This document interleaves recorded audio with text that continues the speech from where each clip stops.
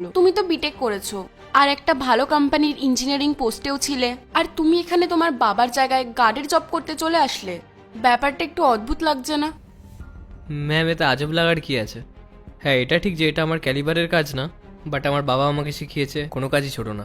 আর তাছাড়া ম্যাম, আমার বাবা এই গার্ডের কাজ করেই আমাদের সংসার চালিয়েছে, আমাকে মানুষ করেছে, আমাকে যোগ্য করে তুলেছে আমি যেন সফটওয়্যার ইঞ্জিনিয়ার হতে পারি, কোনো বড় কোম্পানিতে জব করতে পারি। আর আজকে যখন আমি আমার বাবার জায়গায় কাজ করছি, এতে তো আমার লজ্জা লাগার কোনো কথা না। আচ্ছা, তুমি কি জানো এই কোম্পানিটা কিসের? সত্যি কথা বলতে ম্যাম, আমি কখনো বাবাকে জিজ্ঞেসও করিনি, আর আমি নিজে এসেও কখনো খোঁজ নেওয়ার চেষ্টা করিনি। এটা একটা টেক কোম্পানি। ম্যাম, এটা টেক কোম্পানি? অ্যাকচুয়ালি আমাদের কোম্পানিতে একজন সফটওয়্যার ইঞ্জিনিয়ারের পোস্ট খালি আছে। আর আমি যখন জানতেই পারলাম যে তোমার বিটেক করা রয়েছে আর তুমি আগেও একটা বড় কোম্পানিতে as a software engineer job করতে, তাহলে আমার কোনোই প্রবলেম নেই তোমাকে হায়ার করতে। তুমি আমাদের কোম্পানিতে অ্যাজ আ সফটওয়্যার ইঞ্জিনিয়ারের পোস্টে জব করবে। হ্যাঁ ম্যাম, কেন করব না? এটা তো আমার কাছে অনেক প্রাউডের ব্যাপার হবে। যে কোম্পানিতে আমার বাবা গার্ডের কাজ করে, আমি সেই কোম্পানিতেই সফটওয়্যার ইঞ্জিনিয়ারের জব করব।